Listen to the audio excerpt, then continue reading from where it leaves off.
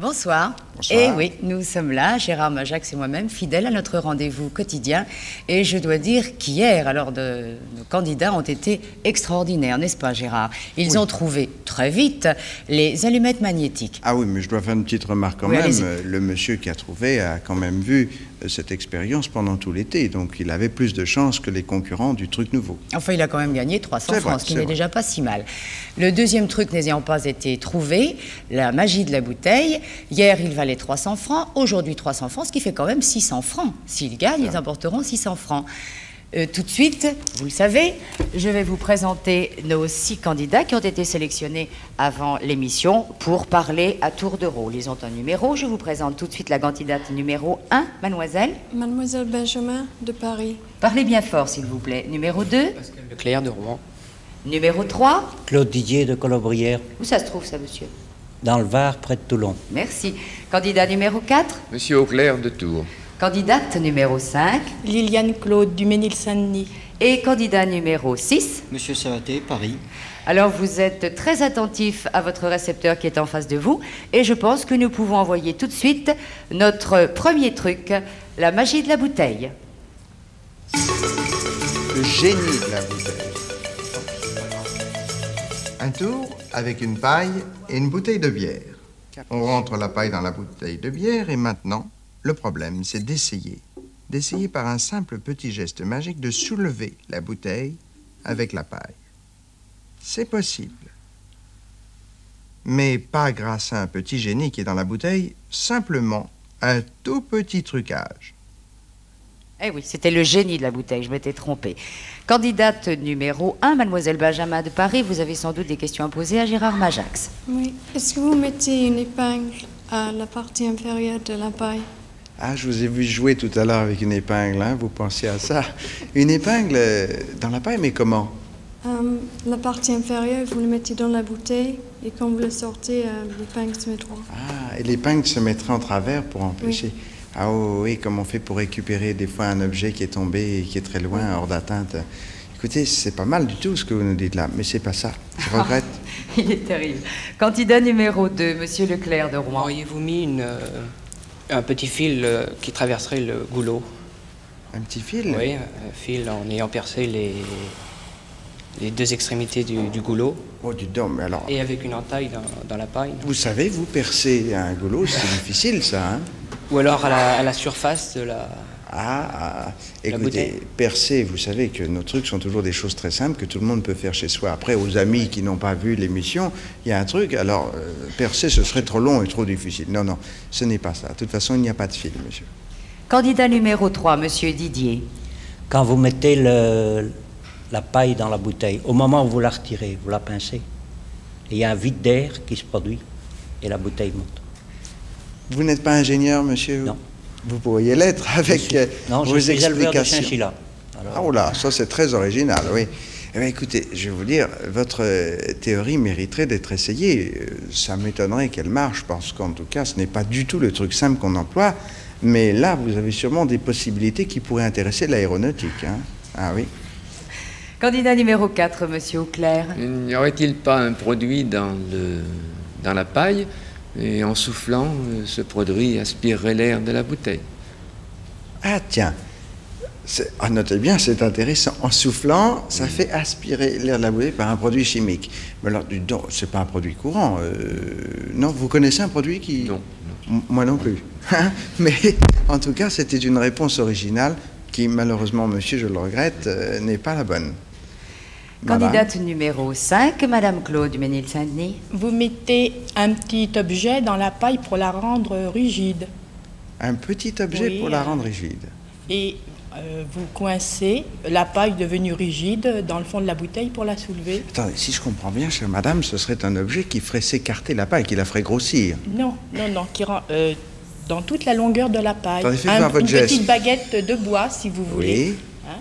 Et puis alors, vous coinceriez la paille dans l'intérieur de la bouteille. Ah oui, non, madame, ce n'est pas cela du tout. Mais je regrette parce que c'était ingénieux.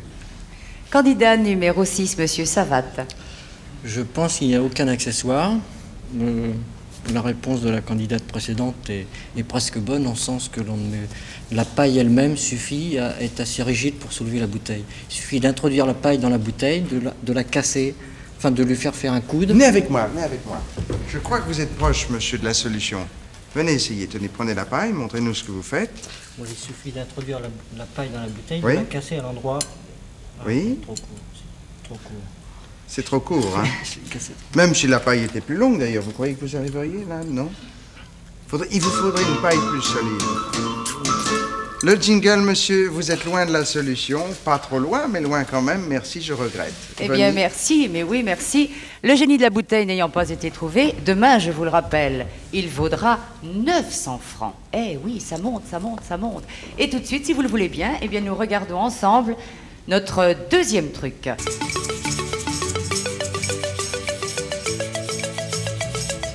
Un tour avec du poivre. Après avoir mis un peu d'eau dans un verre, d'ailleurs jusqu'au bord, on remplit bien la surface de l'eau de poivre. Une mince couche apparaît. Si on trempe un doigt dans ce poivre, le poivre se rapproche tout doucement du doigt. La couche n'est pas rompue. Rajoutons encore un peu de poivre et regardez bien ce qui va se passer maintenant. Je trempe un doigt et là, le poivre s'écarte. Il fuit mon doigt. Cela semble invraisemblable. C'est tout à fait contraire à ce qui doit se passer. Pourquoi? Et pourquoi? Parce que c'est un poivre capricieux. Eh oui.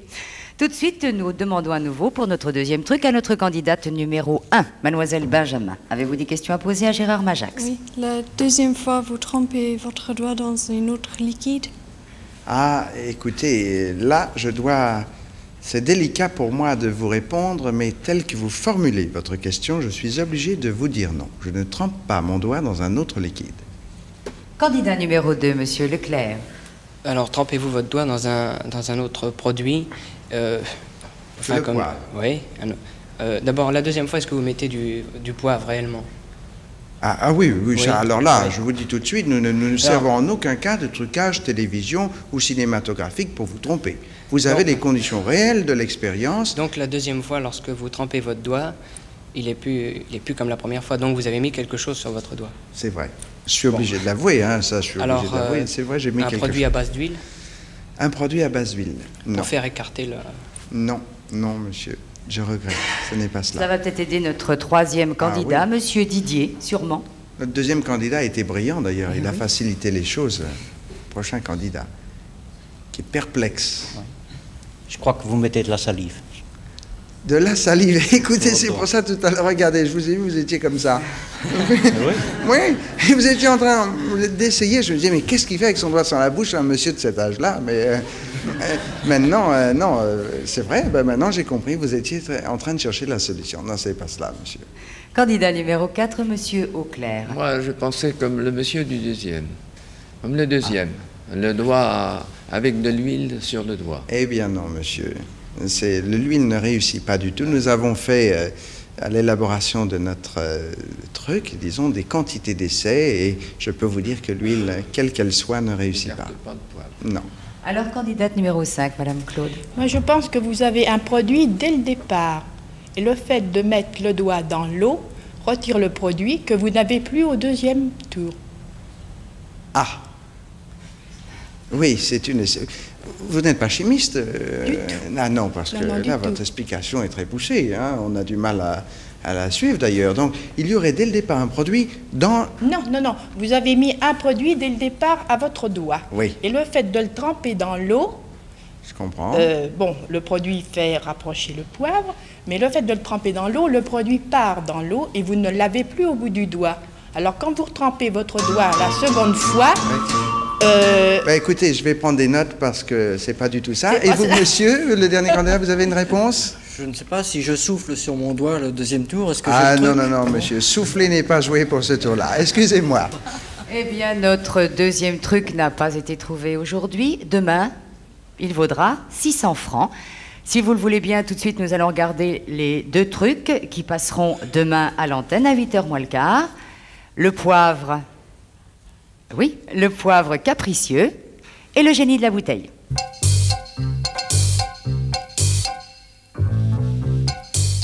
Un tour avec une paille et une bouteille de bière.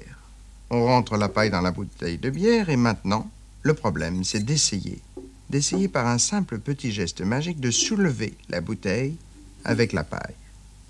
C'est possible. Mais pas grâce à un petit génie qui est dans la bouteille, simplement un tout petit trucage.